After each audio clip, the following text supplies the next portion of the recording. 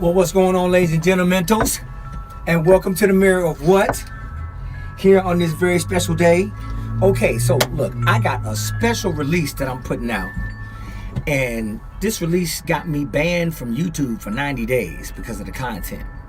And of course, a lot of misunderstanding from YouTube. And so this performance art piece that I'm putting out, you'll have to go to my website and see it.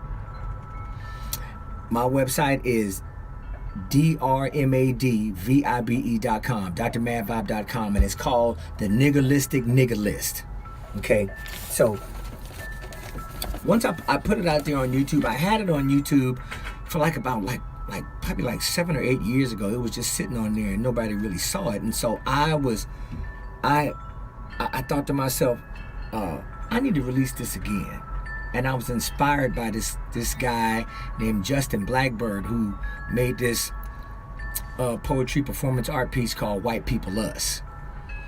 And so I wrote this, and so I was inspired to put it back on YouTube, because I thought he had a badass piece and I had a badass piece to match it too. So then YouTube took my video down after I put it up, and they called it racist. And so I wrote them a letter after they took my video down. And here's what I wrote them. I want to share this with you. Dear YouTube Community Guidelines, my name is Angelo Moore. I was inspired to repost my poetry piece called A Niggerlistic Nigger List because of Justin Blackbird's White People Us and JB's Story of OJ, which is also on YouTube. This performance art piece is about the word nigger, and unfortunately how it has become a part of Negro American history, instilled by the phenomenon of racism incorporated into our culture by white European colonizers. Not only do I also point out the origins of this negative word and how it came into existence, but also how it has become an exclusive, endearing term amongst black people instead of surrendering to the victimization of this term in our culture, thus turning lemons into lemonade, so to speak. As our beloved Afro-American comedians have done in the past and the present. Richard Pryor, Rudy Ray Moore, David Chappelle, Chris Rock, Paul Mooney, and the list goes on. And various other black artists in the hip hop community, to mention a few: Ice-T, Ice Cube, NWA, Jay-Z, and many more have used this word in their lyrics to get their point across. This performance piece is meant to empower black people and define the word in a positive way, showing the history.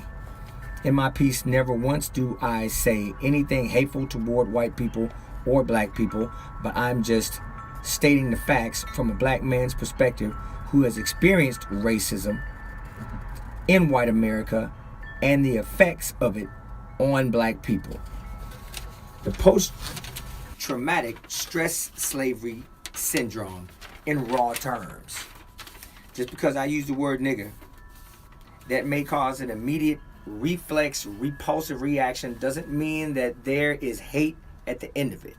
If you can only bring yourselves to look deeper into the intellectual meanings and examples that I'm using to describe this negative phenomenon instead of the knee-jerk reaction that you're experiencing, then you'll find the educational factor in this piece.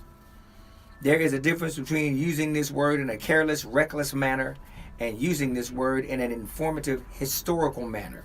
Not to mention, I'm the original member of the prominent band Fishbone. Our slogan that we have been representing ourselves with for decades now is "Fuck Racism," and we are known worldwide for this. So, in closing, this piece is no way a message of hate as you are interpreting it to be. And this is the letter that I sent to YouTube, and they still wouldn't let me put my video up. So I'm letting you know about it and where to go to check it out. It's a really good piece. This brother named Hank Daddy collaborated with me and put it together. So I hope you enjoy it. Go to drmadvibe.com. That's drmadvibe.com. And check it out. There it is. Hope you enjoy it, and I will see you on the flip side. Peace.